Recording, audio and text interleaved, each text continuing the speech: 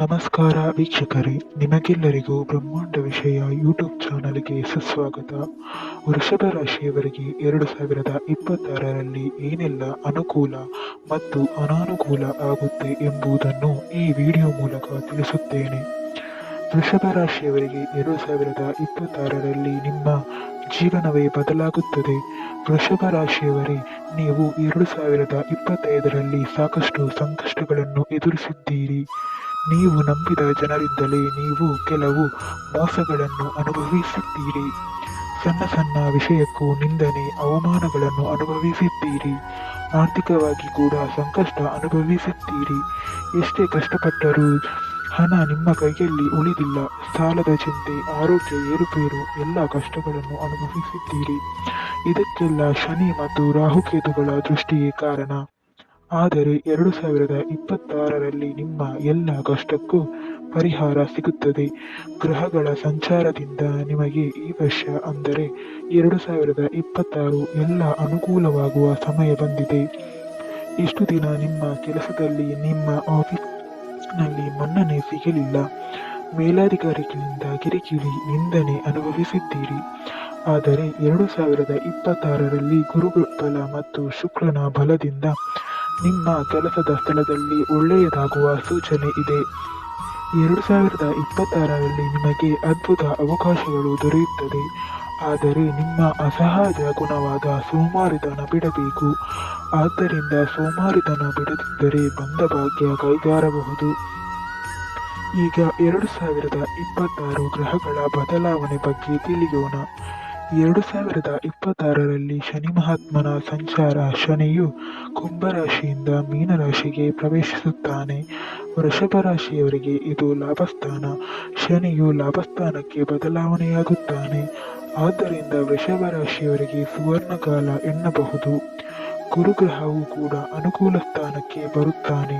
ಕುಟುಂಬ ಮತ್ತು ಧನಸ್ಥಾನವನ್ನು ಬಲಗೊಳಿಸುತ್ತಾನೆ. ಗ್ರಹಗಳ ಬದಲಾವಣೆಯು ವಾಹನ ಯೋಗ, ಗೃಹ ನಿರ್ಮಾಣ ಯೋಗ ಕರುಣಿಸಲಿದೆ. ಆದರೆ ರಾಹುಕೇತುಗಳ ಸಂಚಾರವು ಆಗಾಗ ಮಾನಸಿಕ ತೊಂದರೆಯನ್ನು ಸೃಷ್ಟಿಸುತ್ತದೆ. ವೃತ್ತಿ ಜೀವನದ ಬಗ್ಗೆ ಮಾತನಾಡುವುದಾದರೆ 2026ರಲ್ಲಿ ವೃಷಭ ರಾಶಿಯವರಿಗೆ ವೃತ್ತಿ ಜೀವನದಲ್ಲಿ ಮೈಲಿಗಲ್ಲು ಸಿಗಲಿದೆ.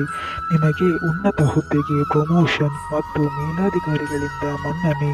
ನೀವು ಮಾಡುವ ಕೆಲಸಕ್ಕೆ ತಕ್ಕಂತೆ ಪ್ರತಿಫಲ ಸಿಗುತ್ತದೆ.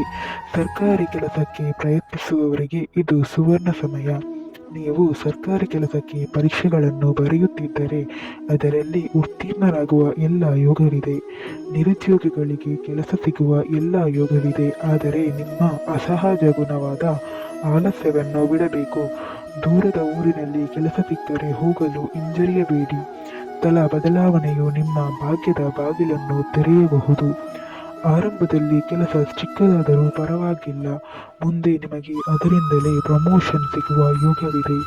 ಮತ್ತು ವ್ಯಾಪಾರಿಗಳಿಗೆ ಈ ವರ್ಷ ಲಾಭದಾಯಕವಾಗಿದೆ. ನಿಮ್ಮ ವ್ಯಾಪಾರಕ್ಕೆ ಗ್ರಾಹಕರು ಹೆಚ್ಚಾಗುವ ಎಲ್ಲ ಯೋಗವಿದೆ. ಮುಂದೆ ಪ್ರೀತಿ ಪ್ರೇಮದ ವಿಚಾರ ಬರುವುದಾದರೆ ವೃಷಭ ರಾಶಿಯವರು ಕೆಲವು ವರ್ಷಗಳಿಂದ ಸಂಬಂಧದಲ್ಲಿ ನೋವು ಅನುಭವಿಸುತ್ತಿದ್ದರೆ 2026ರಲ್ಲಿ ಅದಕ್ಕೆ ಪರಿಹಾರ ಸಿಗುತ್ತದೆ. ಗಂಡ ಹೆಂಡತಿಯ ಕಲಹ ಈ ವರ್ಷ ಬಗೆಹರಿಯುತ್ತದೆ. ಪ್ರೇಮ ವಿವಾಹಕ್ಕೆ ಈ ವರ್ಷ ಮನ್ನಣೆ ಸಿಗಲಿದೆ. ಅಂತರ್ಜಾತಿ ವಿವಾಹ ಆಗುವವರಿಗೂ ಒಳ್ಳೆಯ ಸಮಯ. ಮನೆಯಲ್ಲಿ ಸುಖ ಶಾಂತಿ ತುಂಬಿಕೊಳ್ಳುತ್ತದೆ. ಆದರೆ ಸಂಗಾತಿಯ ಮಾತನ್ನು ಕೇಳಿಸಿಕೊಳ್ಳದಿದ್ದರೆ ನಿಮ್ಮ ಸಂಬಂಧದಲ್ಲಿ ಬಿರುಕು ಮೂಡಬಹುದು. ಆದ್ದರಿಂದ ನಿಮ್ಮ ಹಠಮಾರಿ ಗುಣವನ್ನು ಬಿಡಬೇಕು. ಅದನ್ನು ಬಿಟ್ಟರೆ ನಿಮ್ಮ ಸಂಸಾರ ಸುಖಮಯವಾಗುತ್ತದೆ. ಮಕ್ಕಳ ವಿಚಾರದಲ್ಲೂ ಕೂಡ ಉತ್ತಮ ಯೋಗವಿದೆ. ಮಕ್ಕಳು ತಮ್ಮ ಜವಾಬ್ದಾರಿಯನ್ನು ಅರಿತುಕೊಳ್ಳುತ್ತಾರೆ. ನಿಮಗೆ ಸ್ವಂತ ಮನೆ ಕಟ್ಟುವ ಅಥವಾ ಸೈಟ್ ತೆಗೆದುಕೊಳ್ಳುವ ಯೋಗವಿದೆ. ಹಳೆಯ ಮನೆಯ ನವೀಕರಣ ಕೂಡ ಈ ವರ್ಷ ನಡೆಯಲಿದೆ. ಜಮೀನು ದಂಡ ತಾಪತ್ರಯ ಇದ್ದರೆ ಈ ವರ್ಷ ಬಗೆಹರಿಯಲಿದೆ. ಗೃಹ ನಿರ್ಮಾಣಕ್ಕೆ ಬ್ಯಾಂಕ್ ಲೋನ್ ಕೂಡ ಸಿಗಲಿದೆ. 2026ರಲ್ಲಿ ಹಣಕಾಸಿನ ವಿಚಾರ ಹಾಗೂ ಸಾಲಬಾಧೆ ವಿಚಾರಕ್ಕೆ ಬಂದರೆ 2026ರಲ್ಲಿ ನಿಮ್ಮ ಸಾಲ ತೀರುವ ಸಮಯ ಬರುತ್ತದೆ. ಆದರೆ ಹೊಸದಾಗಿ ಸಾಲ ಮಾಡಿ ಶೋಕಿ ಮಾಡಬಾರದು. ಗೃಹಿಣಿಯರಿಗೆ ಚಿನ್ನಾಭರಣ ಖರೀದಿಸುವ ಯೋಗವಿದೆ.